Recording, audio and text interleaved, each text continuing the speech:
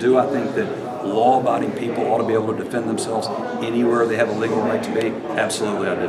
So in terms of public places, though, like what restrictions on public places does the NRA support?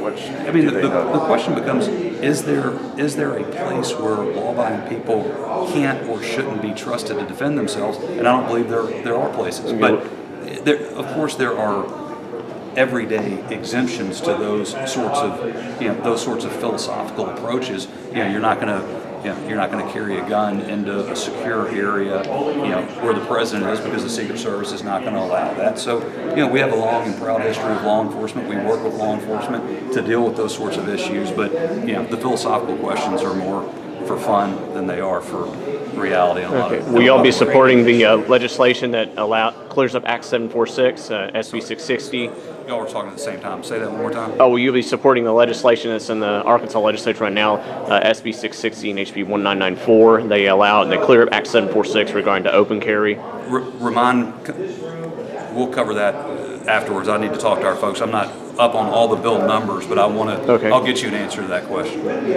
Thank you. So, as to the question of what the NRA supports, I mean, what you want to see nationally, what about training? We want people, and we do more than any group in America, including the government, in teaching safe and responsible gun ownership. If you want to own a gun, we'll protect your right to do so safely and responsibly. If you want to learn how to do it safely and responsibly, whether it's through hunter education, which we wrote the book on, whether it's through 150,000 certified instructors that we have, NRA certified instructors all across the country, but there's not a one-size-fits-all training. A training under Eric Holder as Attorney General, might be very different than a training under, Governor Asa Hutchinson, or someone, like the representative who has military training. Should he have to go and sit with a bunch of 21, 22-year-olds and go through training when he's already carried a gun in defense of our country? It's asinine and stupid to ask people like that to have to go through training. And I was taught by my father. My brothers and I grew up, hunting and shooting. And should I have to go, maybe from a proficiency standpoint, you want to be proficient. And law-abiding gun owners want lawful gun ownership more so than anyone else, because many of you will blame us every time some criminal goes out and misuses a firearm. So training.